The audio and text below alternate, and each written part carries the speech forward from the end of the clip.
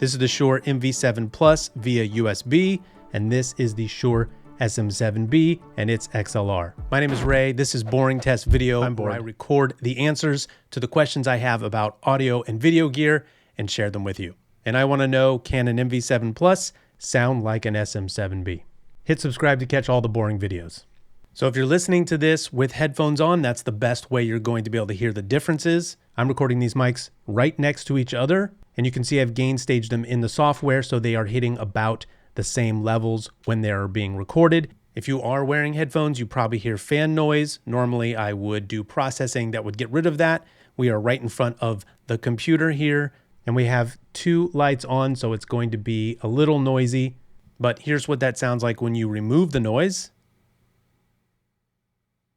And you can hear my voice with noise removal engaged, but we're going to take that back off. I just wanted you to hear the differences between the MV7 Plus with noise removal and the SM7B with noise removal as compared to each other.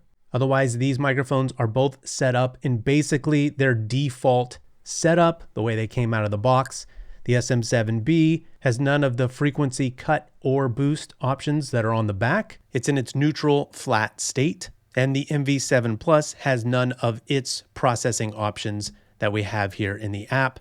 And obviously the SM7B is going into an interface that is the Rodecaster, and it has none of its processing on. It's on generic dynamic microphone. So neither of these mics have any compression. They don't have any de-essing.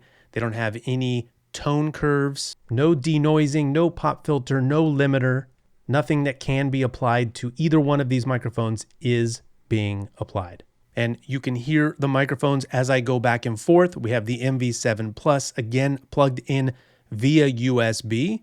People say they don't like the sound of it. I actually think it's great and don't hear much of a difference from the XLR. You can check out the video where I do compare the USB versus the XLR output on the MV7 Plus. And now you're hearing the SM7B, again, in its default state, flat. And honestly, before processing, it's a little dry for my taste.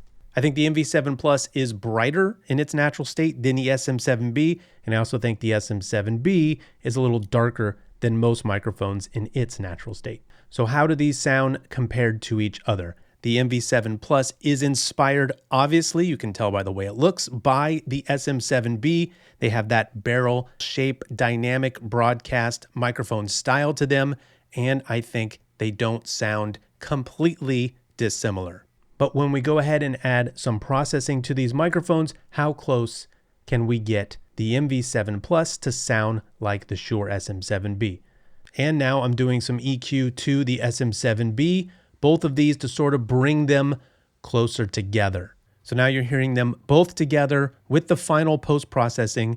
What do you think? Do you think they sound similar? Do you think that you could buy an MV7 Plus and have it fill in for an SM7B that you wanted, but you didn't want to spend that much money? For me personally, I think you can. I think they do sound similar, and I'm happy with the results I can get with the MV7 Plus. So that answers my question, but what about your question? You were also asking the same thing. You found this video. Let me know what you think in the comments about the MV7 Plus alongside the SM7B and what you're hearing. Make sure to subscribe so you don't miss any boring videos. I'll see you next time. That was boring.